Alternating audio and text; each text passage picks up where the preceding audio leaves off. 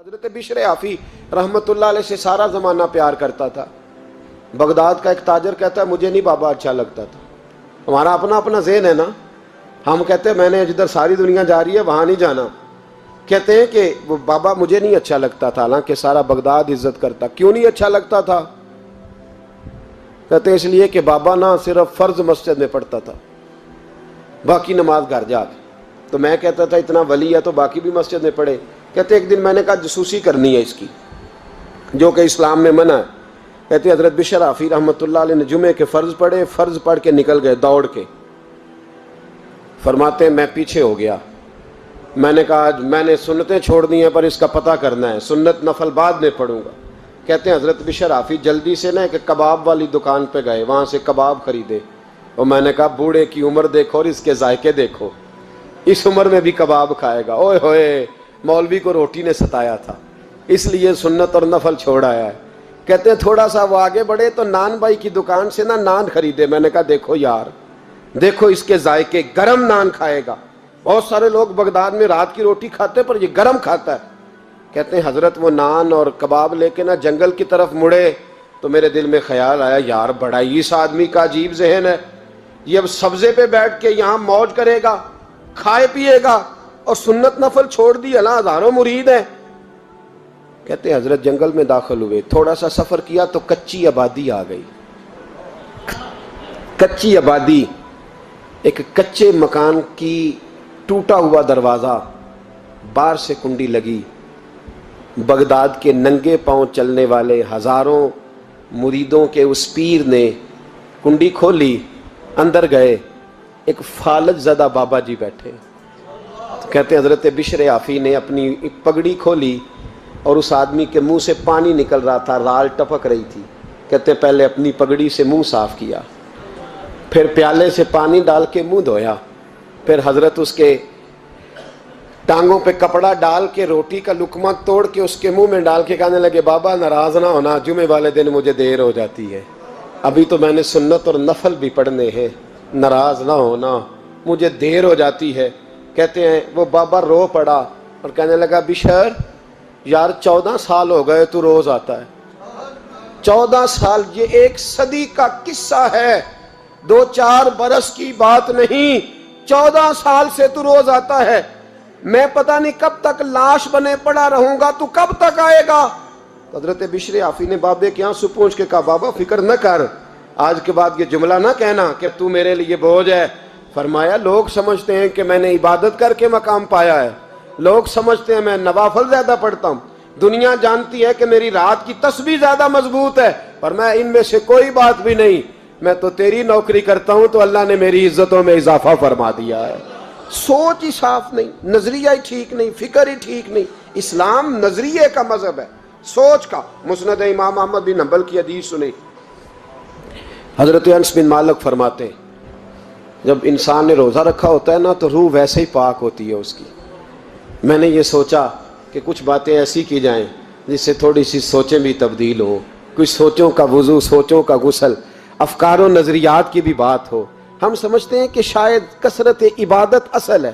اقبال کہتے ہیں یہ ذکر نیم شبی، یہ مراقبے، یہ سرور، تیری خودی کے اگر نگہباں نہیں تو پھر کچھ بھی نہیں ہے، تیری خودی کے اگر، اور پھر عام چیز نہیں کہا یہ ذکر نیم شبی، سویرے سحری کا ذکر، یہ مراقبہ، یہ جو تو گھنٹوں اللہ کی یاد میں بیٹھا رہتا، یہ سرور، کہتے ہیں بے کیف عبادت نہیں، سرور والی، یہ ذکر نیم شبی، یہ مراقبے، یہ سرور، تیری خودی کے اگر نگہباں نہیں، اگر تیرے نظریے کو نہیں بدل سکے، تیری سوچ نہیں بدل سکے، تیرا ایمان مضبوط نہیں کر سکے، تیری خودی کے اگر نگہباں نہیں تو پھر کچھ بھی نہیں۔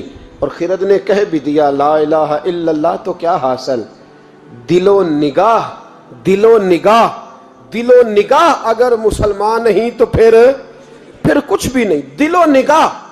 اقبال کہتے ہیں ایک دل کا کلمہ پڑھ، دوسرا نظر کا کلمہ پڑھ، ان پہ پابندی لگا۔ دل و نگاہ اگر مسلمان نہیں تو پھر تو کچھ بھی نہیں، کچھ بھی نہیں۔ حضرت انس بن مالک کہتے ہیں میں حضور کے پاس بیٹھا تھا، حضرت عبداللہ ابن عمر بھی بیٹھے تھے، کوئی بات ہو رہی تھی، ایک حجرے میں بیٹھے تھے، دروازے پہ دستک ہوئی۔ مسند امام احمد میں حدیث ہے نبی پاک علیہ السلام نے فرمایا انس دروازہ کھولو، دروازے پہ وہ بندہ ہے جس کو اللہ بغیر حساب کتاب جنت عطا فرمائے گا، وہ بندہ ہے دروازے پہ۔ حضرت انس بن مالک کہتے ہیں میں نے دروازہ کھولا تو بندہ دیکھا، غریب سا ایک انصاری صحابی، اور بندہ بڑا سادہ، وضو تازہ کر کے آیا ہے تو پانی کے قطرے داڑھی سے بہہ رہے ہیں، اور چمڑے کے جوتے اس نے لپیٹ کے تو بغل میں چھپائے ہوئے، آ کے اتحیات کی حالت میں بیٹھا، حضور سے دو چار باتیں کی، چلا گیا۔ ہم اس کا رنگ دیکھتے رہے اور مصطفیٰ کا کرم دیکھتے رہے۔ اس کو حضور نے جنتی کہا ہے۔ کہتے ہیں اگلے دن اسی ٹائم اسی وقت ہم حضور کے پاس بیٹھے تھے، پھر دروازے پہ دستک ہوئی، حضور نے فرمایا دروازہ کھولو، دروازے پہ وہ بندہ ہے جسے اللہ بغیر حساب کتاب جنت عطا فرمائے گا، بغیر حساب۔ کہتے ہیں دروازہ کھولا، اور جیسے ہی میری نظر پڑی، بندہ بھی وہی ہے جو کل آیا تھا، اور انداز بھی وہی ہے جو کل تھا، اسی طرح پانی کے قطرے، اسی طرح جوتے بغل میں، السلام علیکم، کل حضور فلاں بات کی تفصیل پوچھنی مجھ سے رہ گئی تھی، غلطی ہوگی، دوبارہ آیا ہو۔ اس نے اپنی گفتگو کی، چند جملوں میں بات سمیٹی، چلا گیا۔ فرماتے ہیں اتفاق کی بات کہ دن تیسرا، بندے بھی ہم دونوں، میں اور عبداللہ ابن عمر، حضرت انس بن مالک کہتے ہیں دونوں بیٹھے تھے، سیم ٹائم سیم ڈے۔ پھر دستک ہوئی، حضور نے فرمایا دروازہ کھولو، اور مسکرا کے فرمایا دروازے پہ وہ بندہ ہے جسے اللہ بغیر حساب کتاب جنت عطا فرمائے گا۔ کہتے ہیں کھل اٹھے ہمارے چہرے، باہر گئے، دستک ہوئی تھی، دروازہ کھولا۔ فرماتے مجھے یقین تھا وہی ہوگا جو 2 دن پہلے آیا تھا، اور میرے یقین کے مطابق ہی کام ہوا، وہی بندہ تھا جو کل بھی تھا، جو پرسوں بھی تھا، حالت اور کیفیت اور انداز بھی وہی تھا، پانی کے قطرے بہہ رہے ہیں، اور اس شخص نے جوتے بغل میں دبائے ہوئے خدمت میں حاضر ہوا، بیٹھ گیا، بات چیت کی، چلا گیا۔ حضرت انس بن مالک کہتے ہیں تھوڑی دیر ہوئی تو حضور بھی تشریف لے گئے۔ حضرت عبداللہ ابن عمر مجھے کہنے لگے یار ویسے کتنے اس کے نصیب ہیں، کتنے نصیب ہیں، کوئی آیا لے کے چلا گیا، کوئی آیا لے کے چلا گیا، کوئی عمر بھر بھی نہ پا سکا، میرے مولا تجھ سے گلہ نہیں، یہ تو اپنا اپنا نصیب ہے، یہ تو اپنا اپنا، اور نہ کسی کے حال پہ طنز کر، نہ کسی کے غم کا مذاق اڑا، وہ جسے چاہیں جیسے نواز دے، یہ مزاج لطف رسول ہے صلی اللہ تعالی علیہ وسلم۔ کہتے ہیں ہم لوگ گفتگو کرنے لگے، عبداللہ ابن عمر مجھ سے کہنے لگے یار ویسے پتہ کرنا چاہیے یہ کون سا عمل کرتا ہے، پتہ کرنا، جیسے ہم نہیں پتہ کرتے کہ یہ بندہ بڑا چمک گیا، پتہ کرو کون سا کاروبار کرتا ہے، ذرا اس کی جاسوسی تو کرو۔ اور بندے بھی بڑے سمجھدار ہیں، وہ سائیڈ بزنس نہیں بتاتے، وہ کہتے ہیں وہ جو میرا علیحدہ ہے وہ نہیں بتانا، کہیں یہ نہ شروع کر لے۔ حالانکہ انسان کے پاس جو خوبی، جو اللہ نے اسے دولت دینی ہوتی ہے، وہ اپنا اپنا نصیب ہوتا ہے، وہ گھر میں بیٹھے بھی اللہ عطا کر دیتا۔ وہ کہتے ہیں کہ پتہ کرو کیا عمل کرتا ہے، تو حضرت عبداللہ ابن عمر کہتے ہیں میں اس کے پیچھے ہو گیا، اس سے سلام لی، تو میں نے کہا مجھے 2-3 دن کے لیے مہمان بنا لو گے، مان نہ مان میں تیرا مہمان، 2-3 دن کے لیے مہمان بنا لو گے؟ تو کہتے ہیں مجھ سے کہنے لگا کوئی گھر میں جھگڑا ہو گیا، کیونکہ پڑوس میں تو تمہارا، قریب ہی تو تمہارا گھر ہے، میرے مہمان بننے کو جھگڑا ہے؟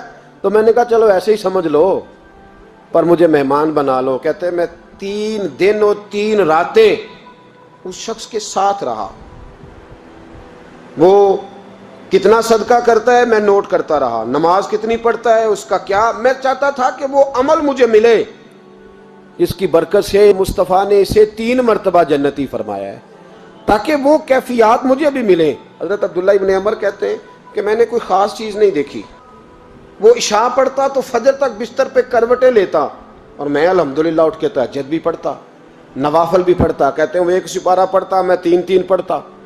فرماتے اس نے 3 دنوں میں کھجور بھی صدقہ نہیں دیے کہ کھجور بھی، اور میں نے بڑے بڑے غریبوں کی مدد کی۔ میں کہنے لگا کہ عمل تو میرا زیادہ ہے اس سے، پھر خوبی کیا ہے؟ خاص توجہ کرنا، اسلام اور دین کا جو فکری اساس، جو فکری اساس ہمیں صحابہ نے دی۔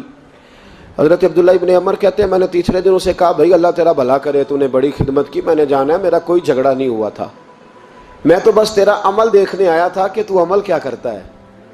تو وہ صحابی کہتے ہیں مجھے کہنے لگے یار تو میرا عمل دیکھنے آیا تھا، مجھے بتا تو صحیح کیا نے، اور کیوں دیکھنے آیا میرا عمل، تجھے کیا ضرورت پڑی میری جاسوسی کی؟ تو کہتے ہیں مجھ سے جب اس نے سوال کیا تو میں نے اس کو کہا بھائی تو 3 دن آیا نا ہم بیٹھے ہوئے تھے؟ کہا ہاں میں آتا رہا ہوں۔ کہا 3 دن نبی پاک نے فرمایا اللہ تجھے بغیر حساب کتاب جنت عطا فرمائے گا۔ تو میں چاہتا تھا کہ میں ذرا جاسوسی کروں، ذرا دیکھوں، کھوج لگاؤں کون سا ایسا عمل ہے، آپ بھی ذرا دھیان دیجئے گا، کون سا ایسا عمل ہے، حالانکہ تو عشاء پڑھتا ہے اور اٹھ کے فجر پڑھتا ہے، میں تہجد بھی پڑھتا ہوں، تیرا سپارہ 1 ہے میرے 3 ہے، کون سا ایسا عمل ہے جس کے سبب تجھے جنت ملے گی؟ کہتے ہیں وہ صحابی کہنے لگے یار کوئی ایسا عمل نہیں، کوئی شے نہیں، میں اس قابل ہی نہیں، من نانم کے من دانم، جو میں ہوں مجھے پتا ہے۔ کہا پھر کوئی بات تو ہوگی، تیری مہربانی بتا دے، میں نے 3 دن 3 راتیں محنت کی ہیں، بتا دے۔ کہتے ہیں وہ کہنے لگے اگر تجھے بتاؤں نا تو پھر سن، میں جب رات کو سوتا ہوں تو اپنے دل پہ نظر ڈالتا ہوں، اور سویرے جب اٹھتا ہوں تو پھر اپنے دل پہ نظر ڈالتا ہوں، موبائل پہ نہیں، کنجی پہ نہیں کہ چابیاں کدھر ہیں، بٹوے پہ نہیں، میں رات کو سوتے ہوئے بھی اپنے دل پہ نظر ڈالتا ہوں، سویرے اٹھتے ہوئے بھی میں سب سے پہلے اپنے دل پہ نظر ڈالتا ہوں۔ فرماتے ہیں الحمدللہ میرے دل میں کسی کا حسد نہیں ہے، کسی کے بارے میں کوئی کینہ نہیں ہے، کوئی کسی کے بارے میں میل نہیں، میں اللہ کے ہر بندے کے بارے میں سوچ، نظریہ، فکر اچھی رکھتا ہوں۔ اور فرمایا میں تیرے بارے میں بھی عبداللہ یہی سوچتا ہوں کہ تو مجھ سے زیادہ نیک ہے۔ الحمدللہ اس وقت بھی میرا ذہن یہ ہے کہ انس بن مالک مجھ سے زیادہ پرہیزگار ہے، اس وقت بھی میری سوچ یہ ہے کہ محبوب کے سب صحابہ میں سب سے کمزور میں ہی ہوں۔ نابد عبداللہ ابن عمر کہتے ہیں میں نے اس کا ہاتھ چوما، میں نے کہا سمجھ آ گئی ہے، تیرا نظریہ، تیری سوچ پکی اور سچی مسلمان ہے، تو دل اور روح کا مسلمان ہے، تو نظر اور روح کا مسلمان ہے۔ یہ سبب ہے کہ اللہ کے رسول نے زمین پر چلتے ہوئے بھی تجھے 3 دفعہ جنت کی بشارت عطا فرما دی۔